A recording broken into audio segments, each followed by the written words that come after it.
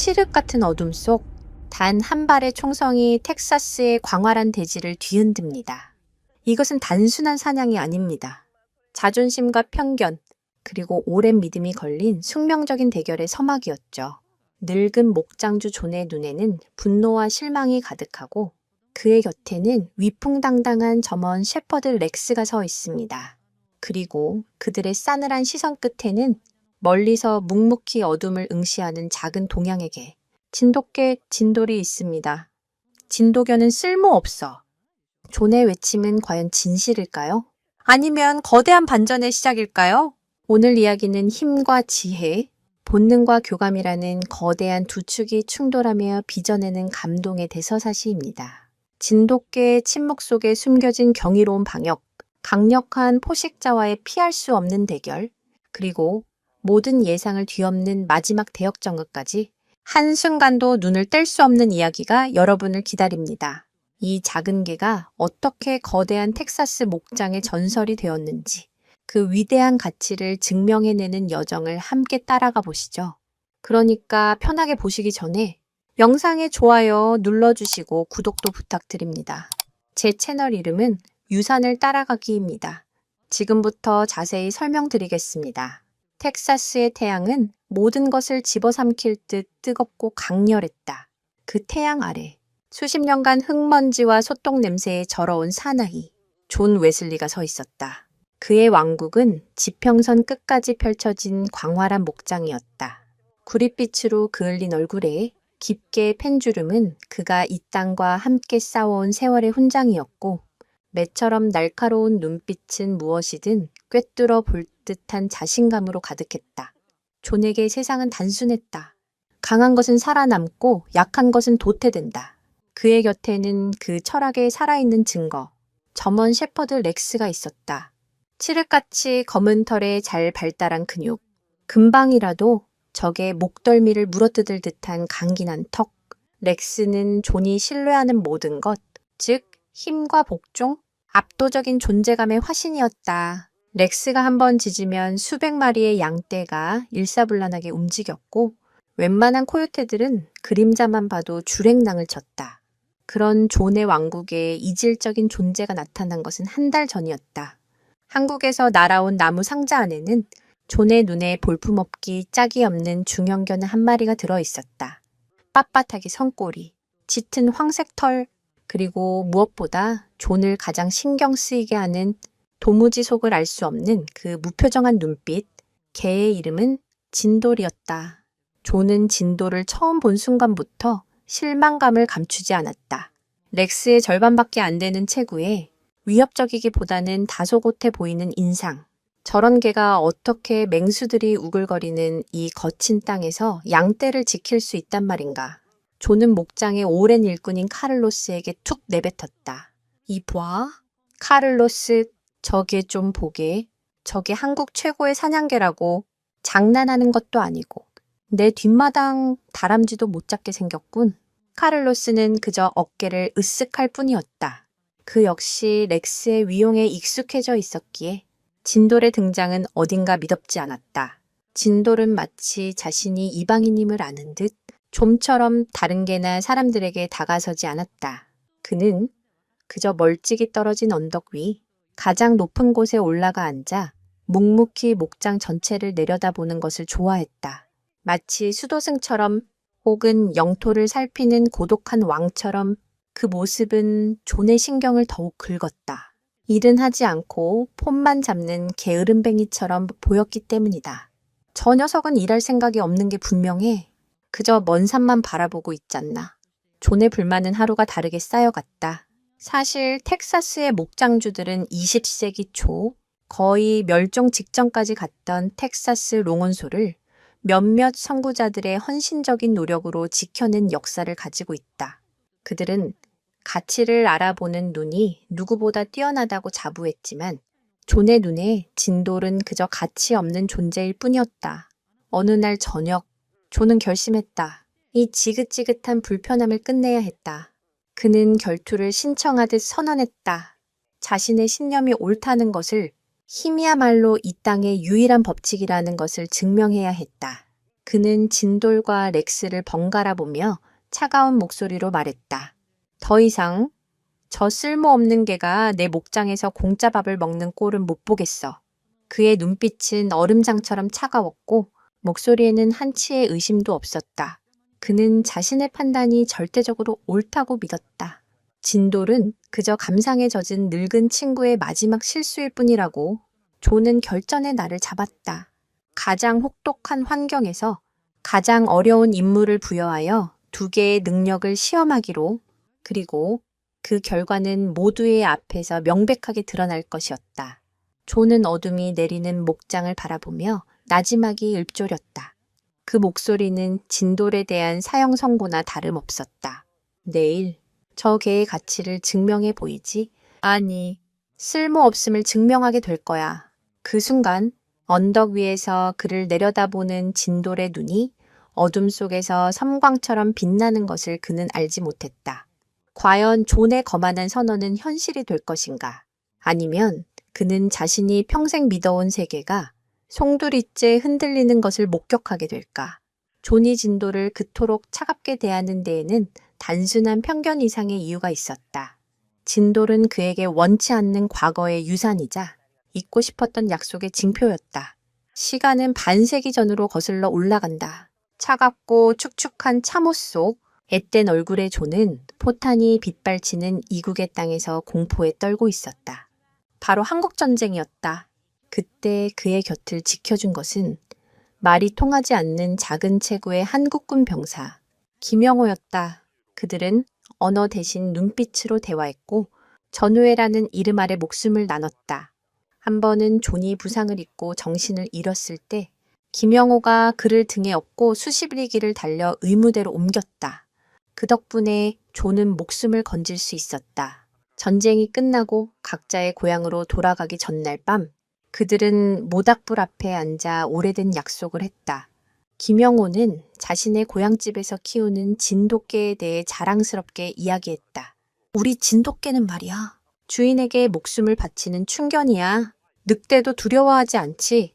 언젠가 자네가 내 고향에 오면 내가 최고의 진돗개 한 마리를 선물하겠네. 존은 웃으며 대답했다. 이복의 김상사. 텍사스에는 늑대보다 더 무서운 놈들도 많다고. 하지만 자네의 그 약속 잊지 않겠네. 그것은 젊은 날에 치기 어린 약속이었지만 생사를 함께한 전우의 맹세이기도 했다.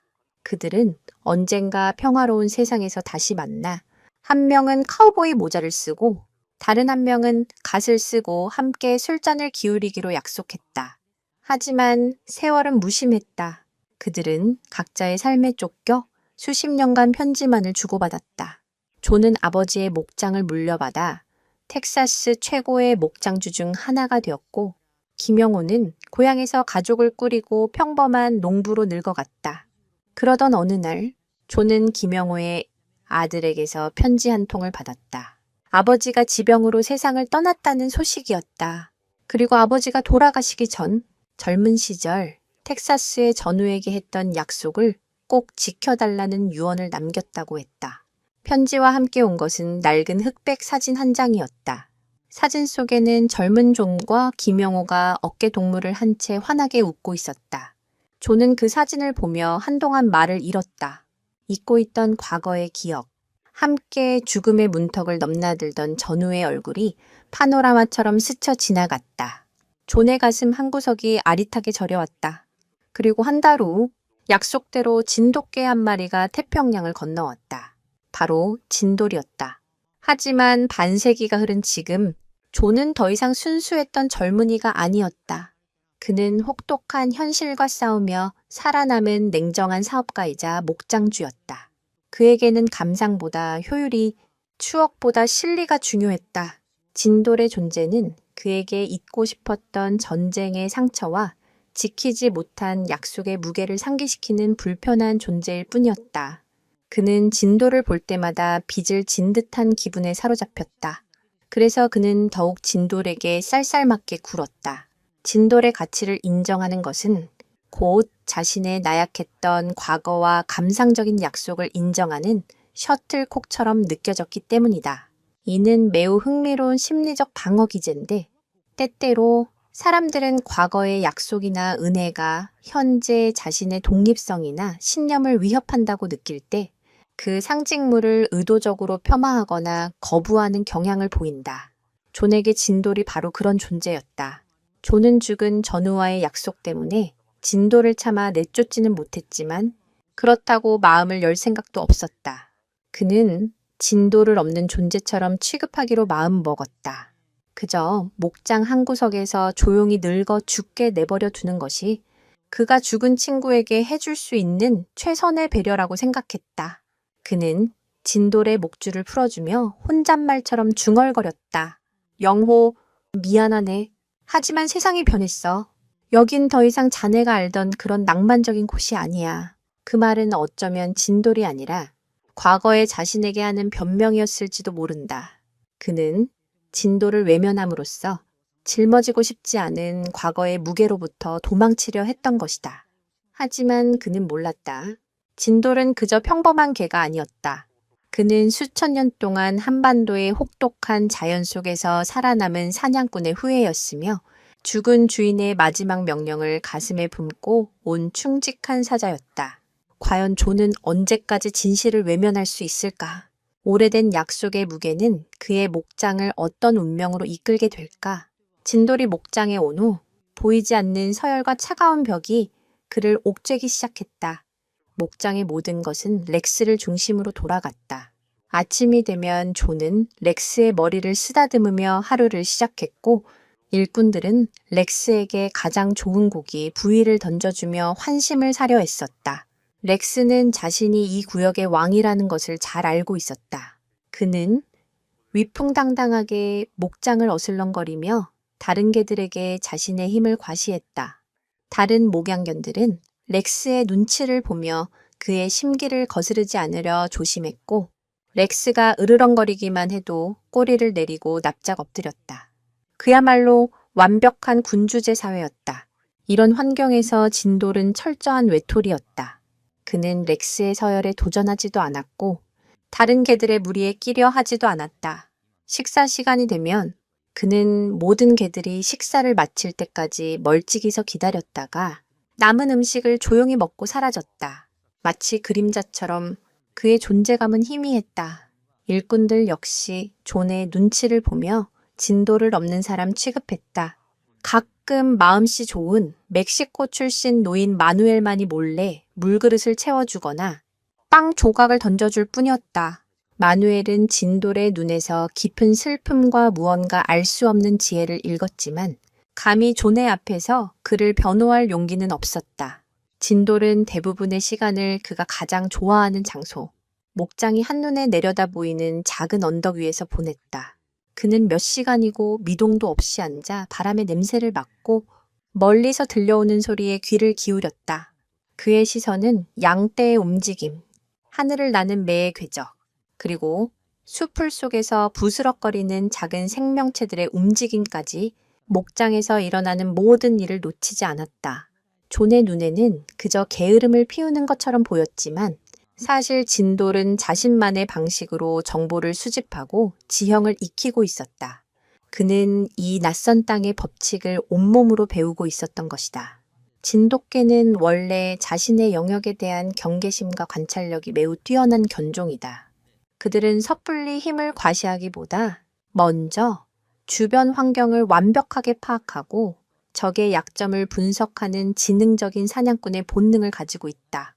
진돌의 침묵은 나태함이 아니라 신중함과 치밀함의 표현이었다. 렉스와 진돌의 차이는 양떼를 대하는 방식에서도 극명하게 드러났다. 렉스는 양떼를 통제해야 할 대상으로 여겼다. 그는 끊임없이 짖고 뒤처지는 양의 발뒤꿈치를 가볍게 물며 위협적으로 몰아붙였다. 그의 방식은 빠르고 효율적이었지만 양들은 항상 겁에 질려 있었고 극심한 스트레스를 받았다. 반면 진돌은 양떼를 지켜야 할 가족처럼 대했다. 그는 양들에게 다가가지 않고 그저 안전한 거리를 유지하며 묵묵히 그들을 지켜볼 뿐이었다. 그의 존재는 양들에게 위협이 아닌 안정감을 주었다. 처음에는 진돌을 경계하던 양들도 그가 자신들을 해치지 않는다는 것을 깨닫고는 서서히 그를 무리의 일원으로 받아들이기 시작했다. 특히 어미를 잃은 어린 양 한 마리는 겁도 없이 진돌의 곁에 다가가 몸을 비비기도 했다. 진돌은 그런 어린 양을 귀찮아하지 않고 묵묵히 그 천을 받아주었다. 이 모든 광경을 지켜보는 존의 마음은 더욱 복잡해졌다. 그는 진돌의 방식이 비효율적이고 어리석다고 생각하면서도 진돌의 주변에서 느껴지는 기묘한 평온함을 완전히 무시할 수는 없었다. 그는 애써 그 감정을 외면하며 렉스의 방식만이 옳다고 스스로를 세뇌했다. 렉스의 역동적인 움직임과 우렁찬 짖음은 존에게 일을 하고 있다는 확실한 증거를 보여주었지만 진돌의 침묵은 그에게 아무런 확신도 주지 못했다. 존은 눈에 보이는 결과만을 믿는 사람이었고 진돌의 방식은 그의 이해 범위를 벗어나는 것이었다. 흥미롭게도 일부 동물 행동학자들은 뛰어난 가축 보호견일수록 가축 무리의 물리적 개입을 최소화한다고 말한다. 공격적인 행동은 오히려 포식자를 자극하거나 가축에게 스트레스를 줄 수 있기 때문에 조용히 존재감만으로 무리를 안정시키고 외부 위협을 경계하는 것이 더 고차원적인 방식이라는 것이다. 하지만 존은 그런 사실을 알 리 없었다. 차가운 시선과 보이지 않는 벽은 점점 더 높아져만 갔다. 진돌은 여전히 외톨이였고 존의 편견은 더욱 굳건해졌다. 존은 이제 진돌의 존재 자체를 자신의 신념에 대한 도전으로 받아들이기 시작했다. 그는 이 불확실하고 불편한 상황을 끝내기 위해 극단적인 방법을 선택하기로 마음먹었다. 그것은 바로 목숨을 건 잔혹한 실험이었다. 그는 모두가 보는 앞에서 진돌의 무능함을 증명하고 자신의 왕국에서 이 이질적인 존재를 완전히 지워버리기로 결심했다.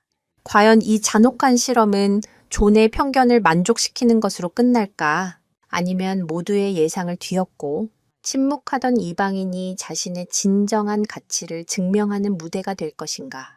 목장에는 폭풍전야의 긴장감이 감돌기 시작했다. 존의 인내심은 마침내 바닥을 드러냈다. 그는 더 이상 죽은 전우의 그림자 아래서 불편한 동거를 이어갈 수 없었다. 자신의 목장은 자신의 법칙으로 움직여야 했고 그 법칙에 어긋나는 존재는 제거되어야 마땅했다. 그는 진돌의 무능함을 만천에 공개하고 그를 목장에서 내보낼 완벽한 명분을 만들기로 결심했다. 그리하여 텍사스의 뜨거운 태양 아래 잔혹한 실험의 서막에 올랐다. 존은 목장 일꾼들을 모두 불러 모았다. 그리고 그들 앞에서 마치 중대 발표를 하는 장군처럼 선언했다. 오늘 우리는 진정한 수호자가 누구인지 가려낼 것이다. 코요테가 가장 자주 출몰하는 악마의 협곡에 양 50마리를 풀어놓고 하루는 렉스가 다음 날은 저 동양에서 온 개가 양떼를 지키게 할 것이다. 악마의 협곡은 이름만 들어도 일꾼들이 고개를 저을 정도로 위험한 곳이었다.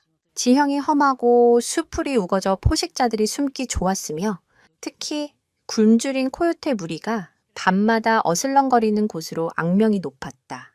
경험 많은 목동들도 그곳에서 양을 치는 것은 꺼려했다. 양 몇 마리 잃는 것은 불보듯 뻔한 일이었기 때문이다. 존이 일부러 그곳을 시험 장소로 택한 것은 진돌에게는 감당할 수 없는 최악의 시련을 안겨주기 위함이었다.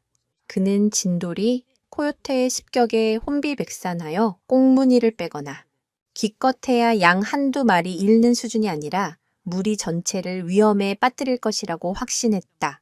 그리고 그 처참한 결과는 진돌을 내쫓는 가장 확실한 증거가 될 것이었다. 일꾼들은 존의 결정에 수군거렸지만 감히 반대하지는 못했다. 몇몇은 진돌에게 너무 가혹한 처사라고 생각했지만 대부분은 흥미진진한 구경거리가 생겼다는 생각에 내심 즐거워했다. 그들 역시 렉스의 압도적인 힘을 맹신하고 있었기에 이 실험의 결과는 이미 정해져 있다고 믿었다. 카를로스는 존에게 조심스럽게 물었다. 주인님, 정말 괜찮으시겠습니까? 악마의 협곡은 렉스에게도 쉽지 않은 곳입니다. 하물며 저 작은 개에게는 존은 카를로스의 말을 잘랐다. 그러니 더 확실하지. 진짜와 가짜를 가려내기엔 최고의 무대가 아닌가. 존의 목소리에는 일말의 동정심도 없었다. 그는 이 실험을 통해 자신의 오랜 신념을 재확인하고 목장의 질서를 바로잡으려 했다. 실험의 규칙은 간단했다. 각 개는 해가 뜰 때부터 다음날 해가 뜰 때까지 24시간 동안 홀로 양떼를 지켜야 한다. 어떤 외부의 도움도 허용되지 않는다.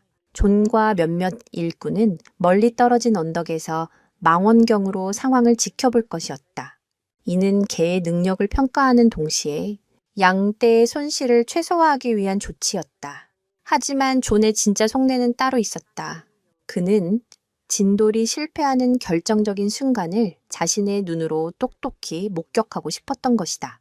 흥미롭게도 이러한 공개 테스트는 고대 로마 시대 검투사 시합에서 유래한 심리적 통제 방식과 유사하다. 절대 권력자가 공개적인 대결을 통해 자신의 권위를 강화하고 구성원들에게 복종의 메시지를 각인시키는 것이다. 존은 이 실험을 통해 목장의 유일한 알파는 자신과 렉스뿐임을 모두에게 보여주고 싶었다. 첫 번째 주자는 당연히 렉스였다. 존은 렉스의 목에 GPS 추적 장치를 달아주며 그의 목을 힘껏 두드려 주었다. 렉스, 가서 저 동양에서 온 겁쟁이에게 진짜 일꾼이 어떻게 일하는지 보여줘. 렉스는 주인의 의도를 알아차린 듯 우렁차게 짖으며 자신감을 드러냈다. 그는 의기양양하게 양떼를 이끌고 악마의 협곡으로 향했다. 진돌은 그 모든 과정을 언덕 위에서 묵묵히 지켜보고 있었다. 그의 눈에는 두려움도 불안감도 없었다. 그는 그저 고요한 호수처럼 다가올 운명을 담담하게 응시하고 있을 뿐이었다. 그의 침묵은 존에게는 패배를 예감한 자의 체념처럼 보였다. 하지만 그것은 폭풍 전의 고요함, 사냥을 앞둔 맹수의 집중력이었다. 진돌은 이미 바람을 통해 악마의 협곡에 도사리고 있는 위험의 냄새를 맡고 있었다. 그는 자신의 차례가 왔을 때 무엇을 해야 할지 본능적으로 알고 있었다. 이제 주사위는 던져졌다. 과연 존의 잔혹한 시나리오대로 모든 것이 흘러갈 것인가? 아니면 텍사스의 광활한 대지는 아무도 예상치 못한 새로운 전설의 탄생을 목격하게 될 것인가? 그 누구도 다가올 밤의 무게를 짐작하지 못했다. 악마의 협곡에 들어선 렉스는 그야말로 물 만난 곡이었다. 그는 자신의 힘과 존재감을 과시할 수 있는 완벽한 무대를 만났다고 생각했다. 존이 망원경으로 지켜보고 있다는 사실을 의식한 렉스는 더욱 의욕적으로 움직였다. 그는 쉴 새 없이 양떼 주위를 맴돌며 이빨을 드러내고 낮게 으르렁거려 양들을 통제했다.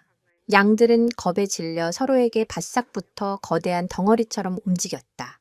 렉스의 방식은 거칠고 위압적이었지만 존의 눈에는 더없이 만족스러웠다. 저것이야말로 진정한 목양견의 모습이었다.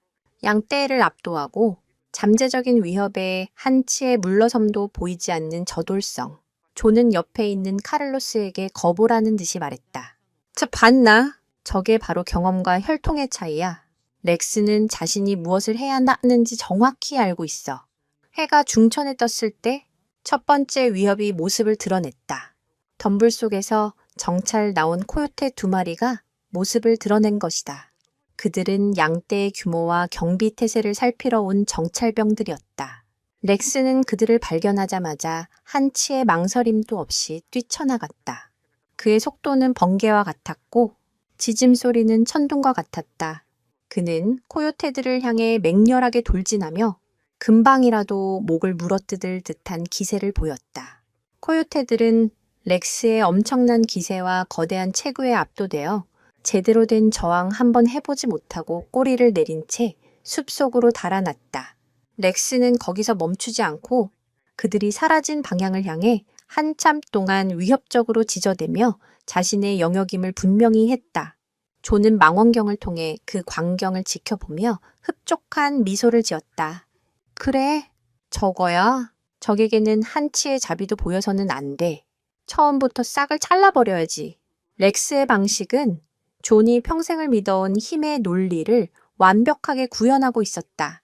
선제 공격과 압도적인 힘의 과시, 그것이야말로 이 거친 땅에서 살아남는 유일한 방법이라고 그는 굳게 믿었다. 렉스는 승리에 도취되어 의기양양하게 양떼에게 돌아왔다. 그는 자신이 완벽하게 임무를 수행했다고 생각했다. 코요테의 정찰병들을 쫓아냈으니 이제 밤까지는 아무런 문제도 없을 것이라고 안심했다. 하지만 렉스는 중요한 사실 하나를 간과하고 있었다. 그의 요란한 대응은 코요테들에게 너무나 많은 정보를 제공했다는 것이다.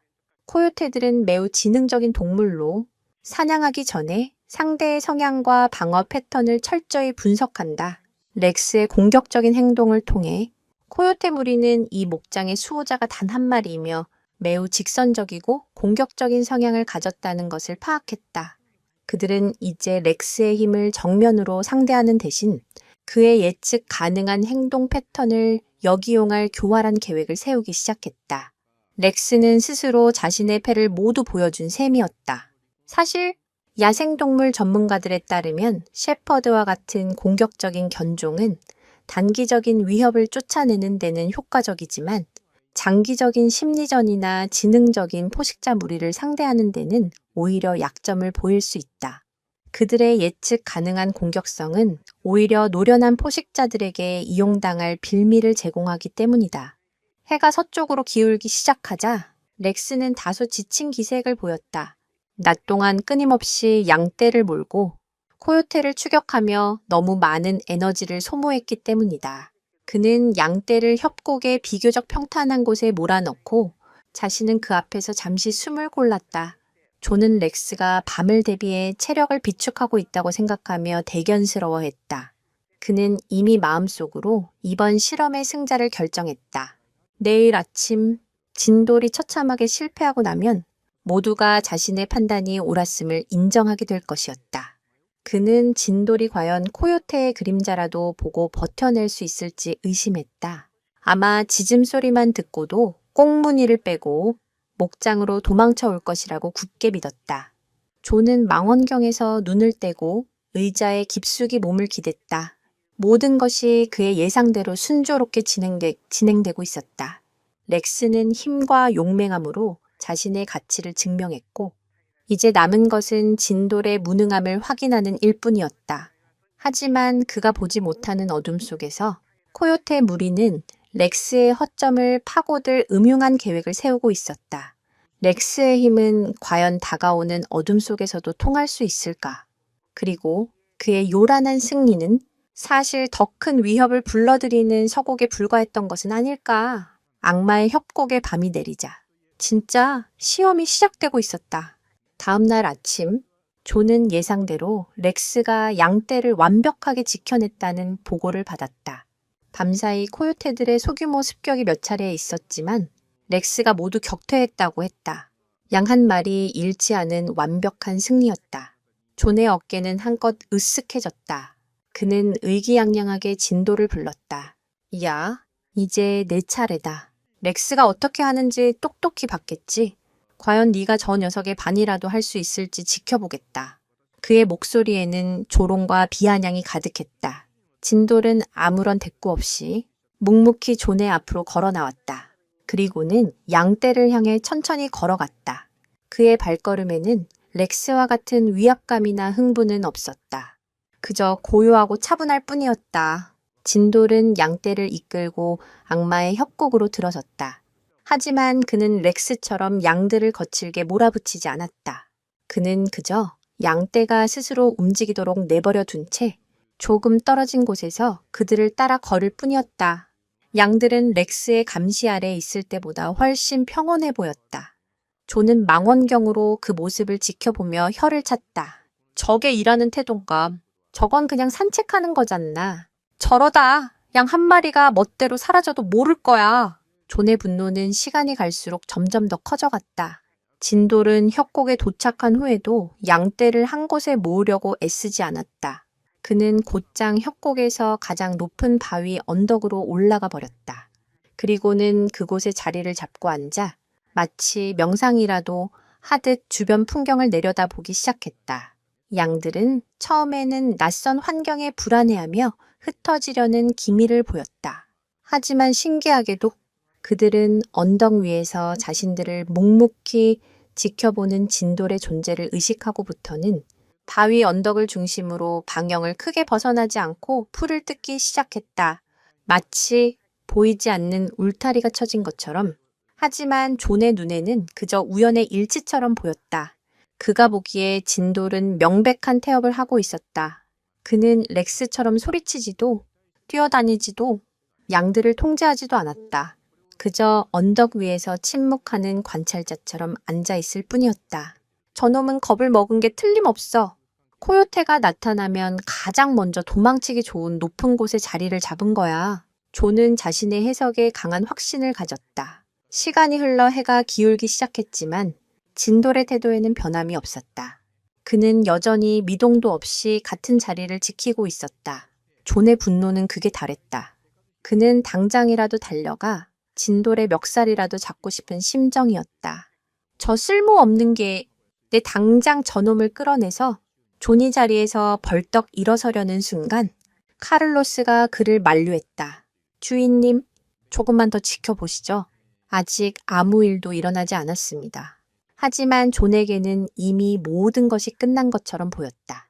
진돌은 자신의 무능함을 온몸으로 증명하고 있었다.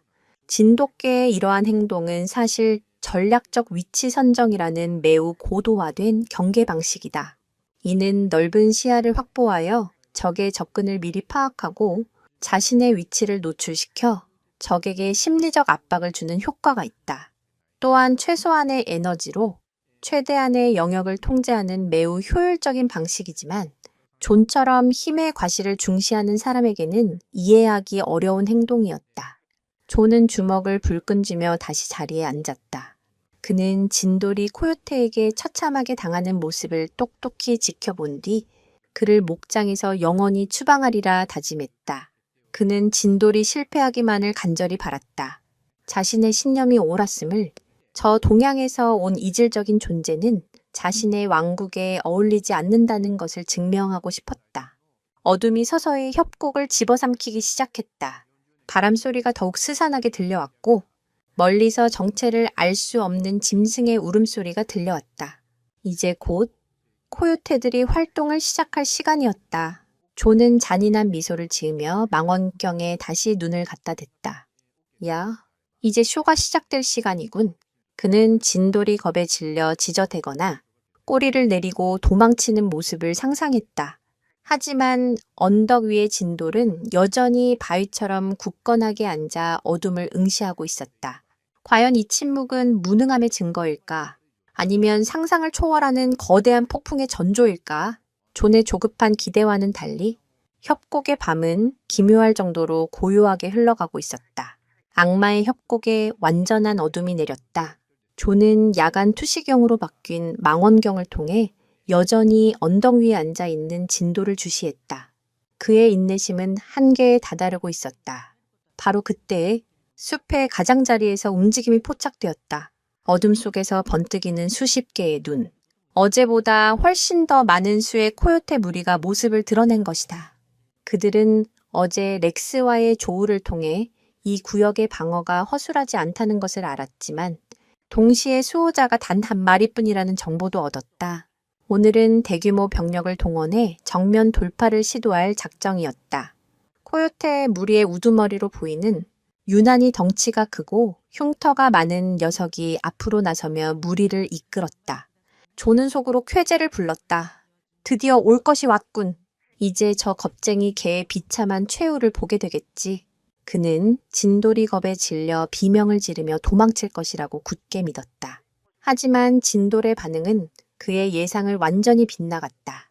진돌은 자리에서 일어서지조차 않았다. 그는 그저 앉은 채로 다가오는 코요테 무리를 향해 고개를 돌렸을 뿐이다. 그는 짖지도 으르렁거리지도 않았다. 그저 칠흑 같은 어둠 속에서 얼음처럼 차가운 눈빛으로 그들을 응시할 뿐이었다. 그의 몸에서는 어떤 움직임도 없었지만 온몸의 털이 미세하게 곤두서며 그의 전신이 하나의 거대한 경고 신호가 되었다. 코요테 무리는 진돌의 기묘한 반응에 당황했다. 그들은 렉스처럼 맹렬하게 짖으며 달려드는 상대를 예상했다. 하지만 언덕 위의 적에는 마치 자신들의 존재를 무시하는 듯한 태도를 보였다. 그 침묵은 코요테들에게 위협보다 더 큰 혼란과 불안감을 안겨주었다. 우두머리 코요테는 섣불리 다가서지 못하고 안정거리를 유지한 채 진돌의 주변을 맴돌기 시작했다. 다른 코요테들도 우두머리의 뒤를 따르며 어떻게 된 상황인지 파악하려 애썼다. 협곡에는 오직 스산한 바람소리와 코요테들의 발소리만이 들려왔다. 팽팽한 긴장감이 마치 활시위처럼 당겨졌다. 조는 망원경을 통해 이 기묘한 대치 상황을 지켜보며 혼란에 빠졌다. 저게 대체 무슨 상황이지? 왜 코요테들이 공격하지 않는 거지? 왜 적에는 아무런 반응도 보이지 않는 거지? 그는 자신의 상식으로는 도저히 이해할 수 없는 광경에 할 말을 잃었다. 이것은 포식자의 언어라는 개념으로 설명될 수 있다. 최상위 포식자들은 불필요한 소음이나 움직임으로 에너지를 낭비하지 않는다. 그들은 오직 눈빛과 기세, 즉 존재감만으로 상대를 압도하며 상황을 통제한다. 진돌은 지금 수천 년 동안 그의 유전자에 각인된 포식자의 언어로 코요테들과 대화하고 있었던 것이다. 여기는 내 영역이다. 더 이상 다가오면 너희 중 누구도 살아 돌아가지 못할 것이다. 그의 침묵은 그 어떤 지진보다 더 강력한 경고였다. 몇 분 같은 몇 시간이 흘렀다. 우두머리 코요테는 마침내 결심한 듯 낮게 으르렁거리며 진돌을 향해 한 걸음 다가섰다. 무리의 동요를 막고 자신의 권위를 보여주기 위한 행동이었다. 바로 그 순간 진돌이 처음으로 반응했다. 그는 앉은 자리에서 상체를 살짝 앞으로 숙이며 입술을 들어 올려 하얀 송곳니를 드러냈다. 그와 동시에 목 깊은 곳에서부터 지축을 울리는 듯한 낮고 위협적인 소리가 흘러나왔다. 크르르릉. 그것은 지짐이라기보다는 화산이 폭발하기 직전에 용암이 끓는 소리에 가까웠다. 그 소리에는 한치의 두려움도 망설임도 없었다. 오직 죽음을 각오한 자만이 낼 수 있는 절대적인 자신감과 살기가 담겨 있었다. 그 소리를 듣는 순간 우두머리 코요테는 온몸에 털이 곤두서는 것을 느꼈다. 그의 야생적 본능이 비명을 지르고 있었다. 상대가 안 된다. 저놈은 우리와 차원이 다른 존재다. 그는 자신도 모르게 뒷걸음질 쳤다. 우두머리가 물러서자 다른 코요테들도 동요하며 흩어지기 시작했다. 진돌은 여전히 그 자리에 앉아 흩어지는 코요테 무리를 묵묵히 지켜볼 뿐이었다. 그는 불필요한 추격을 하지 않았다. 이미 승패는 결정되었기 때문이다. 잠시 후 코요테의 무리는 어둠 속으로 완전히 사라졌다. 조는 망원경을 든 채 멍하니 그 광경을 바라보았다. 싸움 한 번 없이 그저 눈빛과 기세만으로 굶주린 코요테 무리를 물리친 것이다. 과연 이것이 진실인가? 자신이 지금 무엇을 본 것인가? 존의 머릿속은 거대한 물음표로 가득 찼다. 그리고 그는 깨닫기 시작했다. 자신이 이 작은 동양의 개에 대해 아무것도 모르고 있었다는 사실을. 밤은 아직 끝나지 않았고 진짜 위협은 이제부터 시작될지도 모른다는 것을 그는 예감하지 못했다. 코요테 무리가 물러간 후 협곡에는 다시 정적이 찾아왔다. 하지만 조는 그 정적이 이전보다 훨씬 더 무겁고 긴장감 있게 느껴졌다. 그는 이제 진돌을 단순한 겁쟁이나 게으름뱅이로 볼 수 없었다. 방금 그가 목격한 것은 힘과 힘의 대결이 아니었다. 그것은 보이지 않는 기세와 의지의 싸움, 즉 고도의 심리전이었다. 조는 혼란스러웠다. 평생을 힘의 논리 속에서 살아온 그에게 진돌의 방식은 이해할 수 없는 미지의 영역이었다. 그는 망원경에서 눈을 떼지 못한 채 진돌의 다음 행동을 주시했다. 진돌은 코요테가 물러갔다고 해서 경계를 풀지 않았다. 그는 오히려 더 깊은 집중 상태로 들어갔다.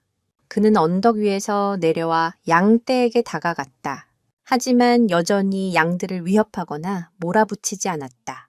그는 그저 양떼의 주위를 천천히 한 바퀴 돌며 그들의 상태를 살피고 안심시키는 듯한 행동을 보였다. 양들은 그의 존재에 전혀 동요하지 않았고 오히려 그의 침착함에 안정을 찾는 듯했다. 잠시 후 진돌은 무언가 결심한 듯 양떼를 이끌고 움직이기 시작했다. 그는 양들을 협곡에 더 깊고 좁은 곳으로 이동시켰다. 그곳은 삼면이 가파른 바위 절벽으로 막혀 있고 입구는 좁은 통로 하나뿐인 천연 요새와 같은 지형이었다. 조는 진돌의 의도를 이해할 수 없었다. 저 녀석 대체 뭘 하는 거지? 저렇게 좁은 곳에 양들을 몰아넣으면 포식자의 공격을 받았을 때 도망칠 곳도 없지 않나. 존의 눈에 그곳은 완벽한 함정처럼 보였다. 하지만 진돌의 생각은 달랐다.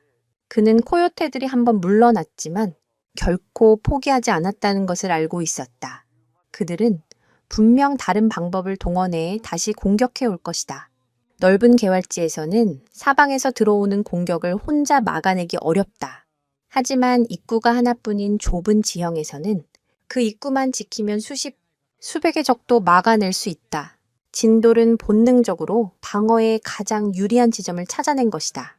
이것은 고대 전쟁에서 소수의 병력으로 대군을 막아냈던 수많은 지형적 전투들과 원리를 같이 한다. 스파르타의 300 용사가 테르모필레 협곡에서 페르시아 대군을 막아선 것처럼 진돌은 지금 자신만의 테르모필레를 구축하고 있었다. 양떼를 안전한 곳으로 옮긴 진돌은 좁은 통로의 입구에 자리를 잡았다. 그는 앉지 않고 발로 굳건히 서서 어둠 속을 응시했다. 마치 성문을 지키는 충직한 수호신처럼 조는 진돌의 행동 하나하나에 담긴 치밀한 계산과 전략의 경악을 금치 못했다. 저것은 단순한 본능이 아니었다. 저것은 지형을 읽고 적의 수를 예측하고 가장 효율적인 방어 전략을 수립하는 지휘관의 지혜였다. 그는 자신이 지금까지 개라는 틀 안에서만 진도를 판단해왔다는 것을 깨달았다. 자정이 넘었을 무렵 존의 예감은 현실이 되었다. 코요테의 무리가 다시 나타난 것이다. 이번에는 훨씬 더 교활한 방법을 사용했다. 그들은 여러 그룹으로 나뉘어 각기 다른 방향에서 소리를 내며 혼란을 야기했다. 렉스였다면 아마 그 소리에 현혹되어 이리저리 뛰어다니다가 체력을 낭비하고 결국 수적으로 우세한 코요테들에게 포위당했을 것이다. 하지만 진돌은 미동도 하지 않았다. 그는 오직 자신이 지켜야 할 단 하나의 통로에만 모든 신경을 집중했다. 그는 눈앞에 보이지 않는 적의 허상에 속지 않고 실질적인 위협이 닥칠 유일한 길목을 묵묵히 지켰다. 결국 코요테들은 인내심을 잃고 정면 공격을 감행했다. 가장 용맹한 선발대 몇 마리가 좁은 통로를 향해 달려들었다. 바로 그때 진돌이 움직였다. 그는 번개처럼 튀어나가 선두에 있던 코요테의 목덜미를 정확하게 물었다. 그의 공격은 렉스처럼 요란하지 않았지만 훨씬 더 효율적이고 치명적이었다. 최소한의 움직임으로 상대의 급소를 공격하는 숙련된 암살자의 몸놀림이었다. 비명 한 번 지르지 못하고 쓰러진 동료를 본 다른 코요테들은 공포에 질려 우왕좌왕했다. 진돌은 그 틈을 놓치지 않고 다시 한번 달려들어 두 번째 코요테에게 깊은 상처를 입혔다. 그의 싸움 방식은 힘으로 압도하는 것이 아니라 정확성과 속도, 그리고 상대의 허를 찌르는 타이밍으로 승부하는 것이었다. 두 번의 번개 같은 공격에 전의를 상실한 코요테, 무리는 혼비백산하여 뿔뿔이 흩어져 도망쳤다. 이번에는 어제의 대치 상황과는 차원이 다른 완벽한 승리였다. 조는 턱이 빠질 듯 입을 벌린 채 그 모든 광경을 지켜보았다. 그가 쓸모없다고 단언했던 작은 개가 지금 그의 눈앞에서 전설적인 전투를 벌이고 있었다. 존의 가슴 속에서 무언가 단단했던 것이 무너져 내리기 시작했다. 과연 이 밤의 끝에는 무엇이 기다리고 있을까? 진돌의 놀라운 능력은 이것이 전부일까? 코요테와의 두 번째 전투가 끝난 후 협곡에는 깊은 정적이 흘렀다. 존은 더 이상 진돌을 의심의 눈으로 보지 않았다. 그의 눈에는 경외감과 함께 자신이 저지른 어리석음에 대한 희미한 부끄러움이 감돌았다. 그는 진돌이 단순한 목양견이 아니라 야생의 법칙을 꿰뚫고 있는 위대한 전략가이자 전사라는 사실을 인정할 수밖에 없었다. 카를로스를 비롯한 다른 일꾼들 역시 숨을 죽인 채 이 작은 영웅의 활약을 지켜보았다. 목장의 모두가 진돌의 진정한 가치를 깨닫는 순간이었다. 하지만 운명은 그들에게 안도의 한숨을 쉴 틈을 주지 않았다. 동이 트기까지 아직 몇 시간이 남은 깊은 새벽, 협곡의 공기가 갑자기 달라졌다. 이전과는 비교할 수 없을 정도로 무겁고 살벌한 기운이 어둠 속에서 피어올랐다. 양띠떼들이 갑자기 극도의 불안감을 보이며 동요하기 시작했다. 그들은 겁에 질려 서로의 몸에 머리를 파묻고 공포에 찬 울음소리를 냈다. 입구를 지키고 서 있던 진돌 역시 온몸에 털을 곤두세웠다. 그의 목에서는 이전 코요테를 상대할 때와는 차원이 다른 깊은 경계심이 담긴 으르렁거림이 새어나왔다. 코요테는 굶주린 도적대에 불과했지만 지금 다가오는 존재는 차원이 다른 이 땅의 진정한 지배자였다. 존은 야간 투시경을 통해 협곡 주변을 샅샅이 훑었다. 그리고 그는 보고도 믿을 수 없는 광경을 목격했다. 협곡 위쪽, 가파른 절벽 바위 틈에 거대한 고양이가 맹수가 유령처럼 앉아 있었다. 매끄러운 황갈색 털, 길고 강력한 꼬리, 그리고 어둠 속에서도 녹색으로 빛나는 섬뜩한 눈. 그것은 바로 퓨마, 산사자라고도 불리는 아메리카 대륙 최상위 포식자였다. 코요테가 양떼에게 위협적인 존재라면 퓨마는 그야말로 재앙이었다. 다 큰 수컷 퓨마는 순식간에 양의 목을 부러뜨릴 수 있는 강력한 힘과 소리 없이 접근하는 은밀함을 동시에 갖추고 있었다. 심지어 다 큰 사슴이나 말까지 사냥하는 것으로 알려져 있다. 텍사스에서 퓨마의 존재는 목장주들에게 공포 그 자체였다. 존의 등줄기에 식은땀이 흘렀다. 상황이 최악으로 치닫고 있었다. 진돌이 코요테를 상대로 보여준 능력은 놀라웠지만 퓨마는 차원이 다른 상대였다. 체급부터가 상대가 되지 않았다. 다 큰 수컷 퓨마는 진돌보다 서너 배는 더 크고 무거웠다. 정면으로 맞붙는다면 승산은 거의 없었다. 존은 당장이라도 총을 들고 달려가고 싶었지만 실험의 규칙을 스스로 깰 수는 없었다. 또한 섣불리 총을 쐈다가는 오히려 퓨마를 자극해 양떼를 덮치게 만들 수도 있었다. 그는 아무것도 할 수 없는 무력감에 사로잡혔다. 퓨마는 코요테처럼 어리석지 않았다. 그는 진돌이 지키고 있는 좁은 입구로는 들어갈 생각이 없어 보였다. 그는 절벽 위에서 조용히 아래 상황을 관찰하며 가장 효율적인 사냥 방법을 찾고 있었다. 퓨마는 뛰어난 도약력과 암벽 등반 능력을 가진 동물이다. 그에게 절벽은 장애물이 아니라 오히려 사냥감을 기습하기에 더없이 좋은 장점이었다. 실제로 퓨마는 종종 수직에 가까운 절벽을 타고 내려와 먹잇감을 덮치는 놀라운 사냥 기술을 보여준다. 진돌이 구축한 천연 요새는 코요테에게는 철옹성이었지만 퓨맥에게는 그리 큰 장애물이 되지 못했다. 진돌 역시 그 사실을 알고 있었다. 그는 더 이상 입구만을 주시하지 않았다. 그는 고개를 들어 절벽 위, 어둠 속에 숨어있는 보이지 않는 적의 존재를 정확히 파악하고 있었다. 그의 온 신경이 퓨마의 미세한 움직임 하나하나에 집중되었다. 이제 상황은 단순한 방어전이 아니었다. 이것은 두 최상위 포식자 간의 지능과 본능, 그리고 모든 것을 건 치열한 수싸움이었다. 진돌은 렉스와는 비교도 할 수 없는 강력한 적수, 코요테와는 차원이 다른 교활한 사냥꾼을 상대로 목장의 양떼와 자신의 목숨을 걸어야만 했다. 존은 떨리는 손으로 망원경을 고쳐 잡았다. 그는 이제 실험의 승패 따위는 생각하지 않았다. 그의 마음속에는 오직 하나의 생각뿐이었다. 쥐빨! 살아남아다오. 그는 자신도 모르게 그토록 무시하고 경멸했던 작은 동양의 개를 진심으로 걱정하고 있었다. 과연 진돌은 이 절체절명의 위기를 극복할 수 있을까? 예상치 못한 최악의 적 앞에서 그의 지혜와 용기는 다시 한번 빛을 발할 수 있을 것인가? 아니면 강력한 자연의 힘 앞에 무릎 꿇고 비극적인 최후를 맞이하게 될까? 협곡의 시간은 마치 멈춘 듯 숨막히는 정적 속으로 빠져들고 있었다. 존은 더 이상 지켜보고만 있을 수 없었다.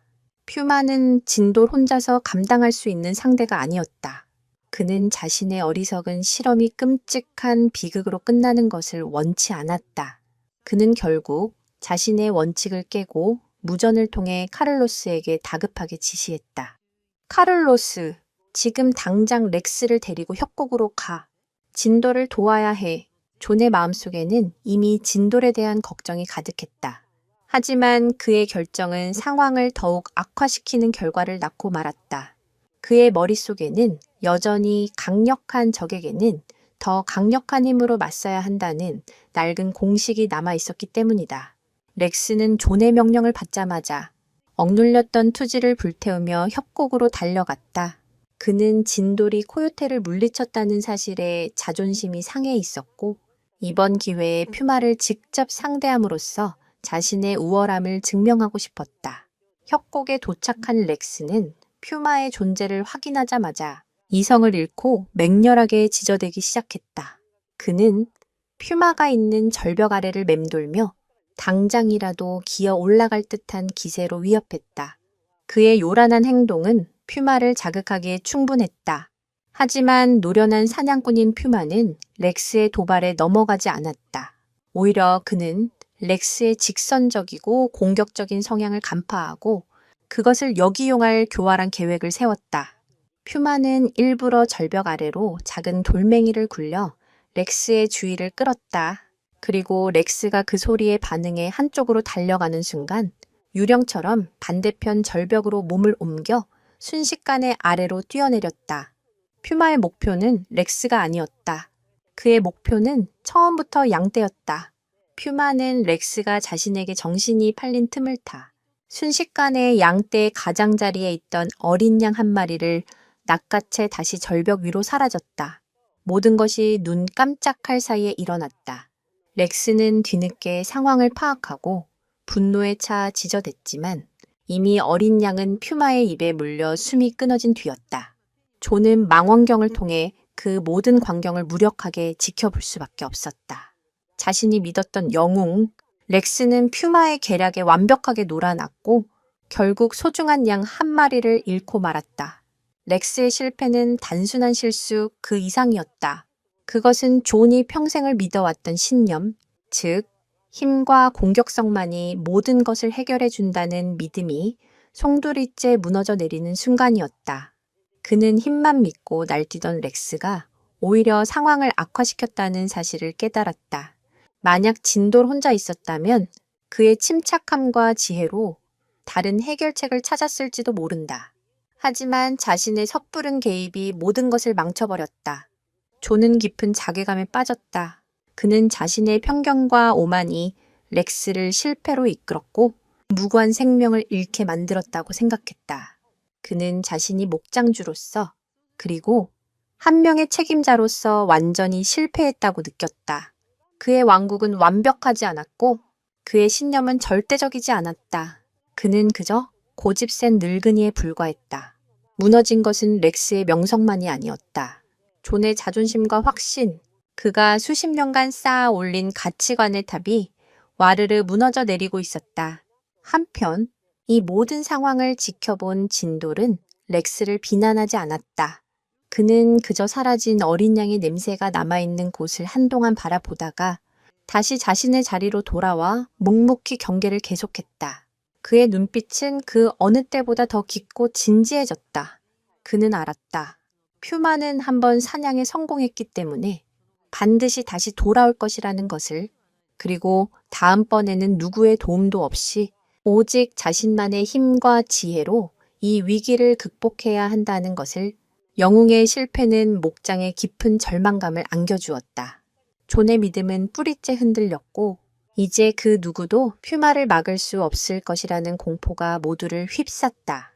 과연 이 절망적인 상황에서 침묵의 수호자 진돌은 어떤 방역을 준비할 것인가?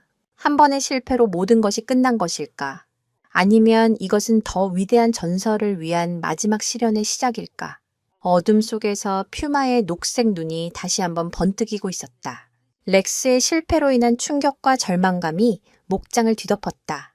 존은 자신의 섣부른 판단을 자책하며 무력감에 빠져 있었다. 이제 모든 희망이 사라진 것처럼 보였다. 하지만 바로 그 순간 절망의 잿더미 속에서 새로운 희망의 불씨가 피어오르기 시작했다. 모두가 공포에 떨고 있을 때 오직 한 존재만이 침착함을 잃지 않고 다가올 위협에 대비하고 있었다. 바로 진돌이었다. 그는 퓨마가 다시 돌아올 것을 확신했고 이전과 똑같은 방식으로는 또다시 양을 잃을 수밖에 없다는 것을 알았다.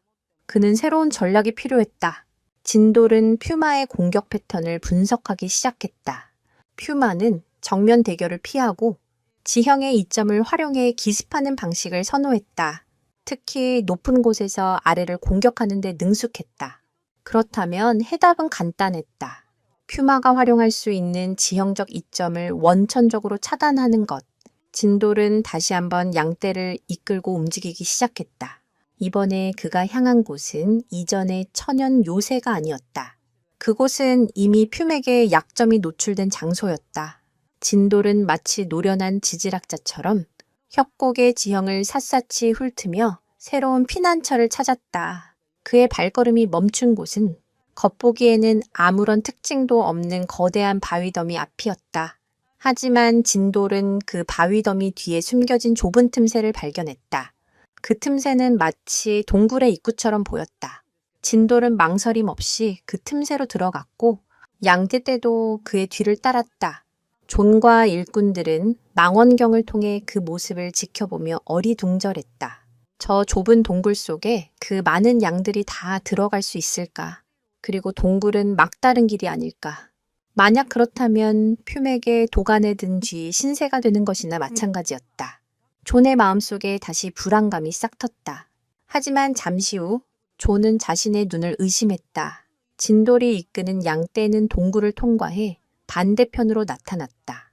그들이 나온 곳은 사방이 깎아지른 듯한 절벽으로 둘러싸인 거대한 분지 형태의 공간이었다.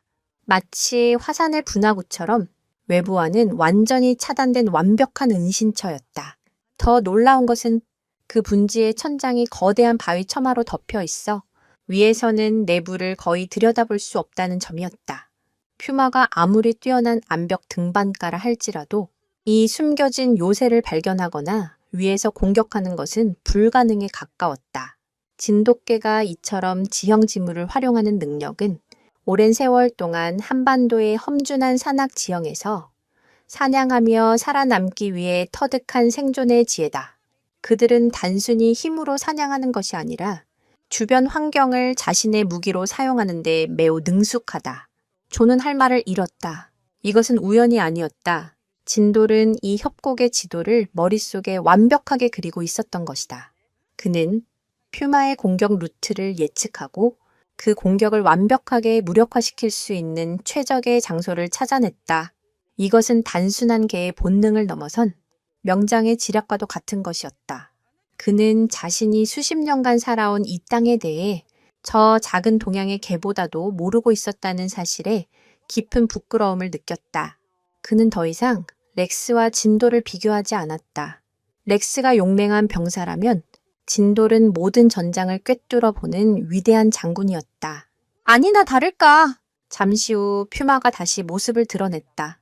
그는 이전에 양을 사냥했던 장소로 돌아왔지만 그곳에는 아무것도 없었다. 퓨마는 당황한 듯 주변을 샅샅이 뒤지기 시작했다. 그는 뛰어난 후각으로 양떼의 흔적을 쫓아 진돌이 찾아낸 숨겨진 동굴 입구까지 도달했다.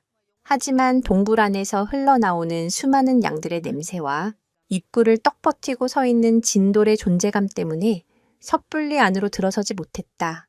퓨마는 한참을 동굴 입구 주변에서 어슬렁거리며 기회를 엿보았지만 비좁고 어두운 동굴 안으로 들어가는 것은 그에게도 큰 위험 부담이었다. 결국 퓨마는 사냥을 포기하고 어둠 속으로 발길을 돌릴 수밖에 없었다.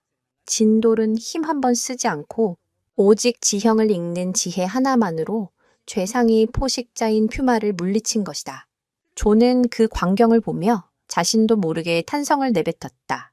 믿을 수가 없군. 정말 믿을 수가 없어. 그의 목소리는 경탄과 감동으로 떨리고 있었다. 그는 이제 진돌을 단순한 개로 보지 않았다. 그는 존경심을 담아 그를 진사부라고 부르고 싶을 정도였다. 과연 진돌의 지혜는 어디까지일까? 그리고 이 하룻밤의 기적은 존과 진돌의 관계를 어떻게 바꾸어 놓을 것인가? 텍사스의 밤하늘에 새로운 전설의 서막이 밝아오고 있었다. 진돌이 찾아낸 천연 요새 안에서 양띠떼는 기적과도 같은 평온함을 되찾았다. 밖에서는 퓨마가 배회하고 있었지만 분지안은 마치 다른 세상처럼 고요했다. 이전의 불안과 공포는 온데간데 없었고 양들은 안심하고 풀을 뜯거나 자리에 엎드려 되새김질을 했다. 이 놀라운 변화의 중심에는 진돌이 있었다. 양띠떼는 이제 진돌을 단순한 감시자가 아닌 자신들의 생명을 지켜주는 절대적인 수호자이자 리더로 인식하고 있었다. 그들 사이에는 어떤 언어도 어떤 강압적인 명령도 없었다. 오직 침묵 속에서 오가는 깊은 신뢰와 교감만이 존재했다. 진돌이 자리를 옮기면 양띠떼는 마치 하나의 거대한 유기체처럼 그를 중심으로 조용히 움직였다.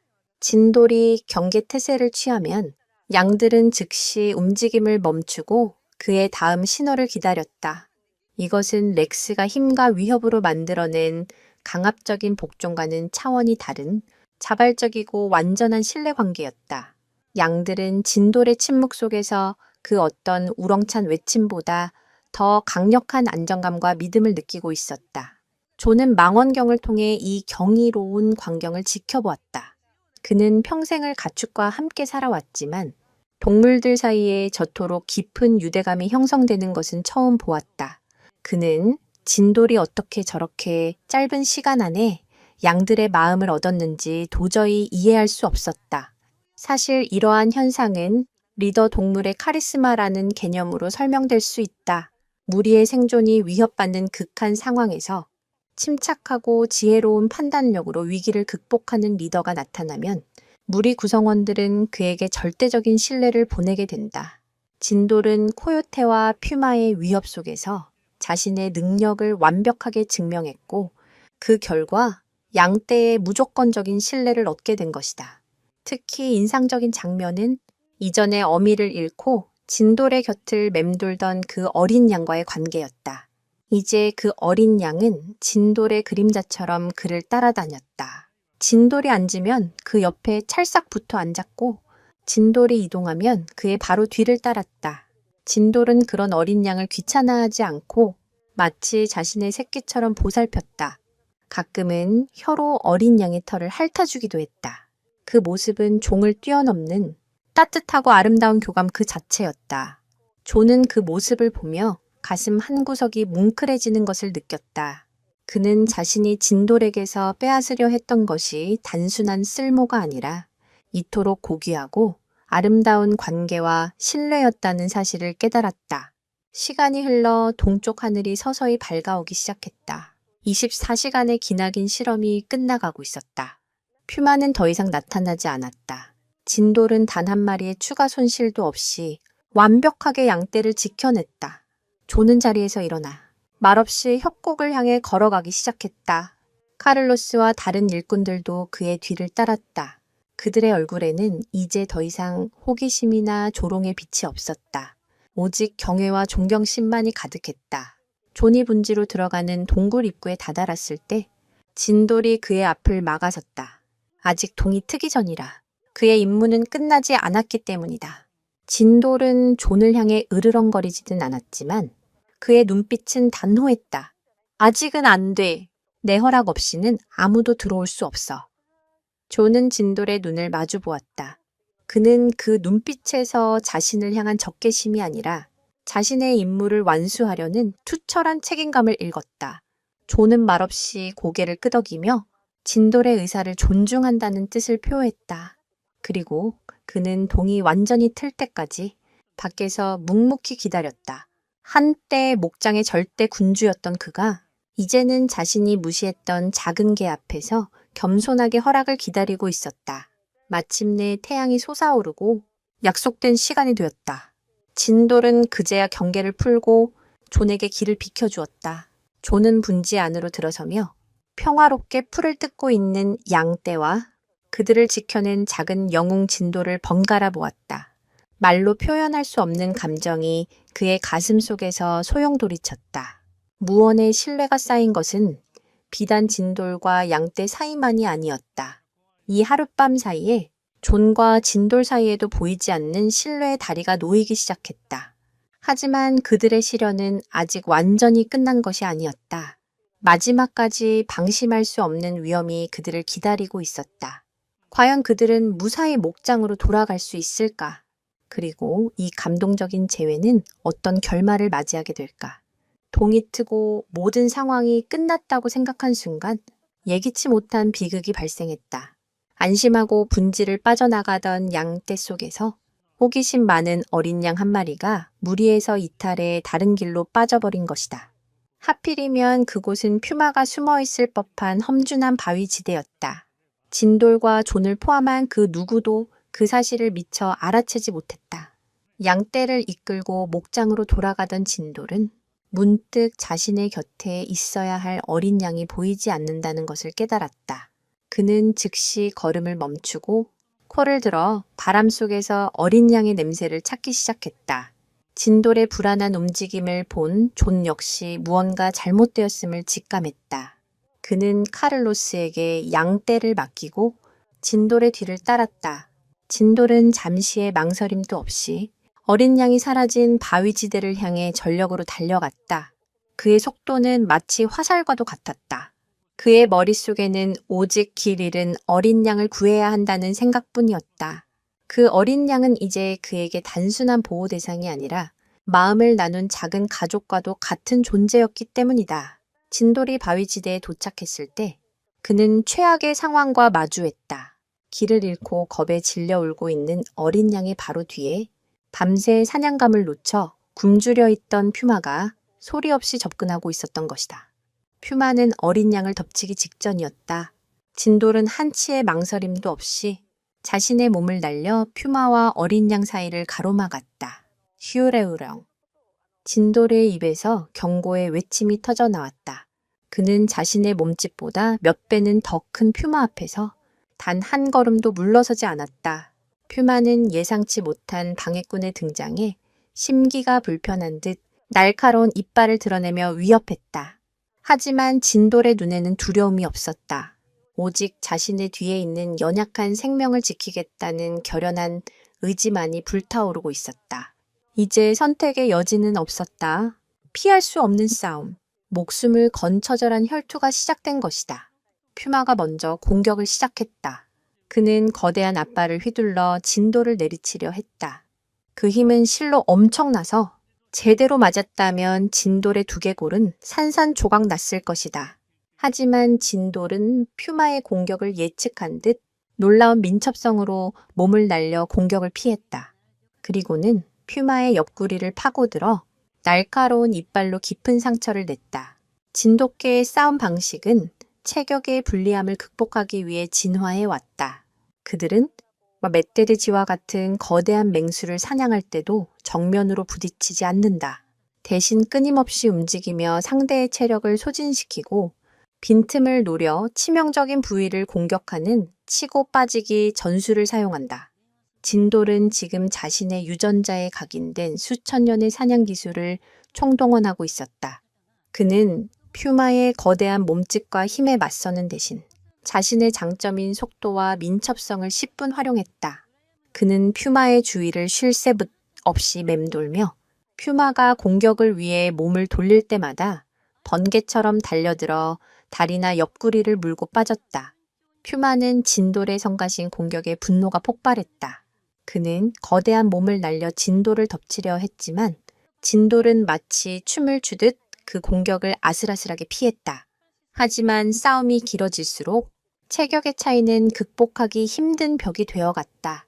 퓨마의 발톱에 스치기만 해도 진돌의 몸에는 깊은 상처가 났고 그의 하얀 털은 붉은 피로 물들기 시작했다. 그럼에도 불구하고 진돌은 단 한순간도 어린 양의 앞을 떠나지 않았다. 그는 자신의 몸이 찢겨나가는 고통 속에서도 오직 어린 양을 지키겠다는 일념 하나로 버티고 있었다. 뒤늦게 도착한 존은 이 처절한 혈투를 목격하고 경악했다. 그는 급히 허리에 찬 리볼버를 꺼내 퓨마를 겨누었다. 하지만 빠르게 움직이는 두 동물이 뒤엉켜 싸우고 있었기 때문에 자칫하면 진돌을 쏠 수도 있는 위험한 상황이었다. 바로 그 순간 진돌은 마지막 힘을 짜내어 승부수를 던졌다. 그는 퓨마의 공격을 피하는 척하다가 오히려 정면으로 달려들어 퓨마의 목덜미를 물고 늘어졌다. 퓨마는 고통에 몸부림치며 진돌을 떼어내려 했고 그 순간 움직임이 잠시 멈추었다. 조는 바로 그 찰나의 순간을 놓치지 않았다. 쟁! 총성이 울려 퍼졌고 총알은 정확하게 퓨마의 어깨에 명중했다. 치명상을 입은 퓨마는 비명을 지르며 바위 뒤편으로 사라졌다. 싸움은 끝났다. 진돌은 퓨마를 쫓아가지 않고 그 자리에 쓰러졌다. 그의 온몸은 피투성이었고 숨소리는 거칠었다. 하지만 그의 눈은 겁에 질려 떨고 있는 어린 양을 향해 있었다. 그는 마지막 힘을 다해 꼬리를 한번 흔들어 보였다. 괜찮다는 신호였다. 과연 상처 입은 영웅은 무사할 수 있을까? 그리고 이 모든 것을 지켜본 늙은 카우보이는 자신의 목숨을 걸고 약한 자를 지켜낸 작은 영웅 앞에서 어떤 반응을 보이게 될까? 퓨마가 사라진 바위 지대에는 정적만이 감돌았다. 조는 떨리는 손으로 총을 내리고 피투성이가 된 차에 쓰러져 있는 진돌에게 달려갔다. 진돌의 몸은 온통 퓨마의 발톱에 찢기고 이빨에 물린 상처투성이었다.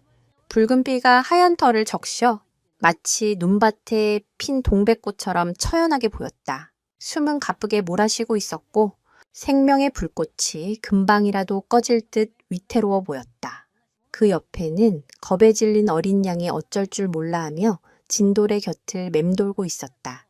조는 진돌의 앞에 조심스럽게 무릎을 꿇었다. 그는 차마 상처투성이인 진돌의 몸에 손을 댈 수 없었다. 수십 년간 거친 텍사스에서 살아오며 수많은 피와 죽음을 봐왔던 그였지만 지금 그의 심장은 미친 듯이 떨리고 있었다. 그는 자신의 어리석은 편견이 이 충직한 개를 죽음의 문턱으로 몰아넣었다는 죄책감에 사로잡혔다. 만약 자신이 처음부터 진돌의 가치를 알아봤더라면 이런 무모한 실험은 하지 않았을 것이다. 그랬다면 진돌이 이렇게 목숨을 걸고 싸울 일도 없었을 것이다. 모든 것이 자신의 탓이었다. 진돌, 미안하다. 정말 미안하다. 존의 목소리는 물기에 젖어 심하게 떨리고 있었다. 그는 거칠고 투박한 손으로 진돌의 머리를 조심스럽게 쓰다듬었다. 진돌은 고통 속에서도 희미하게 눈을 뜨고 존을 바라보았다. 그의 눈에는 원망이나 분노가 없었다. 그저 나는 내 임무를 다했을 뿐입니다. 라고 말하는 듯한 담담하고 깊은 눈빛만이 담겨 있었다. 그 순간 존의 눈에서 뜨거운 눈물이 툭 터진 듯 흘러내렸다. 70평생 남 앞에서 좀처럼 눈물을 보인 적 없었던 늙은 카우보이였다. 하지만 그는 더 이상 눈물을 참을 수 없었다.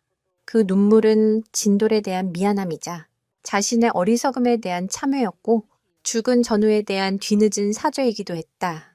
존은 조심스럽게 진돌을 자신의 품에 안아들었다. 진돌의 몸은 생각보다 가벼웠지만 그 무게는 존에게 천근만근처럼 느껴졌다. 그는 한시라도 빨리 진돌을 수의사에게 데려가야 한다는 생각뿐이었다. 그는 어린 양을 향해 소리쳤다. 이제 괜찮아?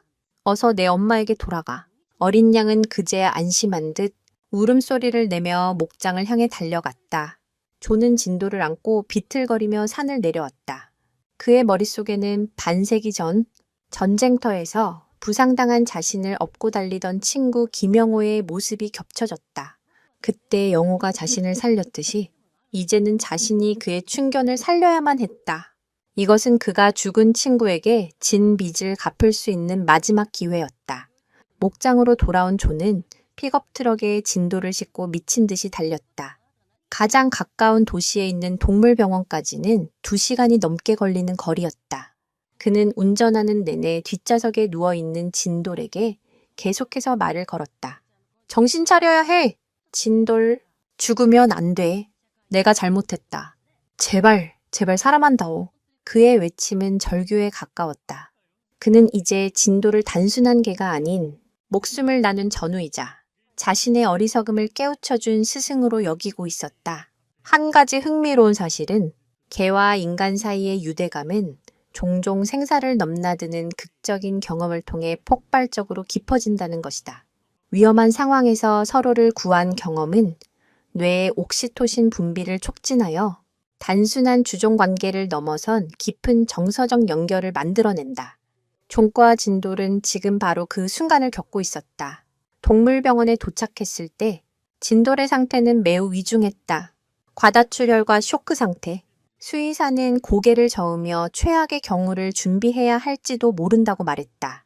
존은 수술실 문 앞에서 뜬 눈으로 밤을 새웠다. 그는 평생 해본 적 없는 기도를 했다. 신이 있다면 제발 저 작은 생명을 살려달라고.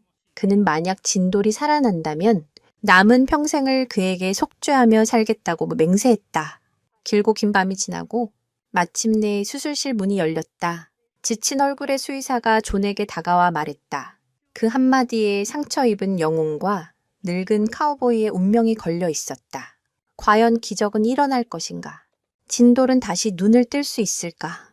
그리고 존의 참회는 과연 그에게 전달될 수 있을까? 수의사의 입에서 나온 말은 기적과도 같았다. 정말 강한 개입니다. 위험한 고비는 넘겼어요. 상처가 깊지만 살아날 겁니다. 존은 그 말을 듣는 순간 다리에 힘이 풀려 그 자리에 주저앉았다. 안도감과 감사함이 뒤섞인 눈물이 다시 한번 그의 뺨을 타고 흘러내렸다. 그는 수의사의 손을 붙잡고 몇 번이고 고맙다고 말했다. 진돌은 수술 후에도 며칠 동안 의식을 회복하지 못했다. 존은 목장이를 모두 제쳐두고 병원에서 진돌의 곁을 지켰다. 그는 매일 진돌의 귀에 대고 속삭였다. 돌아와야 해! 진돌, 목장에는 네가 필요해. 그리고 내게도 네가 필요하다. 그의 간절한 마음이 전해진 것일까. 며칠 후 진돌은 마침내 기적적으로 눈을 떴다. 진돌이 가장 먼저 본 것은 자신의 옆에서 뜬 눈으로 밤을 새우다 지쳐 잠든 늙은 카우보이의 얼굴이었다. 진돌은 힘겹게 고개를 들어 자신의 혀로 존의 거친 손등을 핥았다. 그 부드러운 감촉에 잠이 깬 존은 자신을 바라보고 있는 진돌의 눈을 보고 아이처럼 환하게 웃었다. 그 순간 그들 사이에 존재했던 모든 벽과 오해는 눈 녹듯 사라졌다. 그들은 이제 주인과 개가 아닌 서로의 생명을 구해준 둘도 없는 친구이자 가족이 되었다. 진돌이 목장으로 돌아온 날, 목장은 온통 축제 분위기였다. 카를로스와 일꾼들은 진정한 영웅의 귀환을 뜨겁게 환영했다. 심지어 렉스마저도 이전의 오만함은 온데간데 없이 진돌의 주변을 맴돌며 그의 상처를 핥아주는 등 존경심을 표했다. 진돌은 더 이상 외톨이가 아니었다.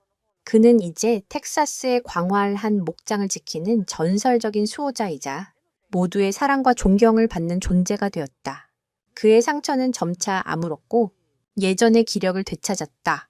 하지만 그의 몸에 남은 흉터들은 그가 얼마나 용감하게 싸웠는지를 보여주는 영광의 상징이 되었다.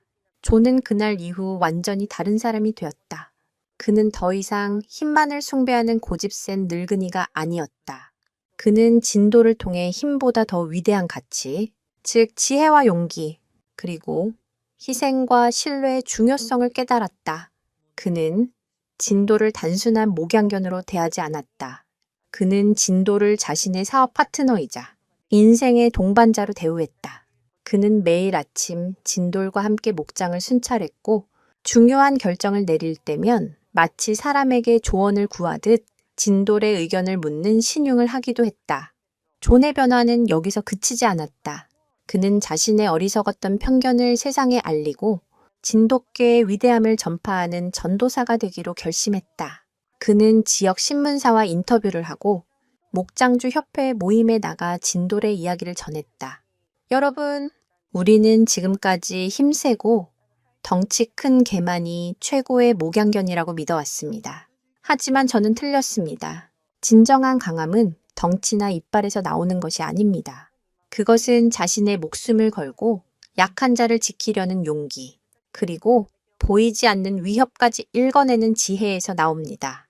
한국에서 온 이 작은 개, 진돌은 저에게 그 사실을 가르쳐 주었습니다. 그의 진심 어린 연설은 많은 목장주들에게 깊은 감동과 울림을 주었다.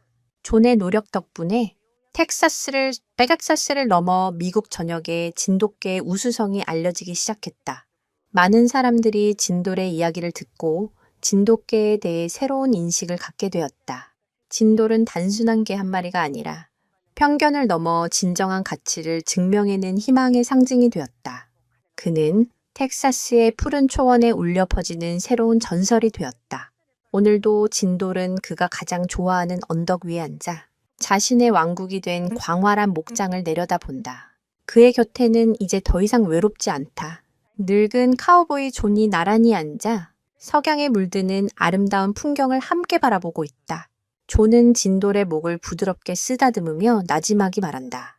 고맙다, 친구. 자네가 아니었다면 난 아직도 어리석은 늙은이로 살고 있었을 거야. 진돌은 대답 대신 존의 손에 자신의 머리를 가만히 기댄다. 그것으로 충분했다. 그들의 우정에는 더 이상 어떤 말도 필요 없었다.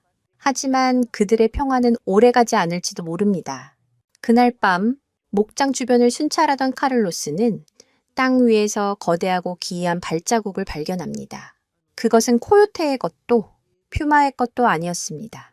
훨씬 더 크고 강력하며 이 지역에서는 단 한 번도 보고된 적 없는 미지의 맹수의 흔적이었습니다. 불길한 예감에 휩싸인 카를로스가 랜턴을 비춘 저편, 칠흑 같은 어둠 속에서 두 개의 붉은 눈이 섬광처럼 번뜩였습니다. 텍사스의 전설이 된 진돌과 그의 늙은 친구 존 앞에는 과연 이전과는 비교할 수 없는 또 다른 거대한 위협이 다가오고 있는 것일까요? 늙고 병든 진돌은 과연 이 새로운 적에 맞서 다시 한번 목장을 지켜낼 수 있을까요? 그들의 이야기는 아직 끝나지 않았습니다.